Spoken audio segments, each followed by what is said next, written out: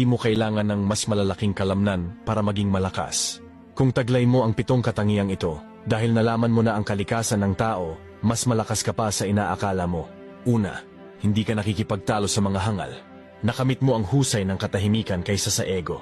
Yan ay kapangyarihan na hindi mararating ng karamihan. Pangalawa, hindi ka sugapa sa atensyon. Habang ang iba ay humahabol sa likes, ikaw ay nananatiling nakatuon. Bihira ang ganyang disiplina. Pangatlo, nanatili kang tapat kahit mahirap. Kahit walang nakakakita, hindi ka sumusuko. Iyan ang panloob na bakal. Pang-apat, nagpapatawad ka pero hindi ka kailanman nakakalimot. Hindi ka nagtatanim ng sama ng loob, pero hindi ka rin nagbibigay ng pangalawang pagkakataon sa mga ahas. Panglima, iginagalang mo ang mga taong walang galang sa iyo. Hindi dahil sa karapat-dapat sila, kundi dahil tumanggi kang bumaba sa antas nila.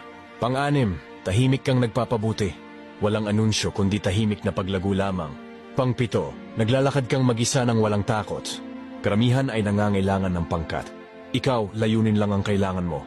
Kung gusto mong matutunan kung paano magkaroon ng ganitong uri ng lakas, yung lakas na hindi nakikita sa katawan kundi sa isip at kaluluwa, kailangan mong maunawaan ang kalikasan ng tao.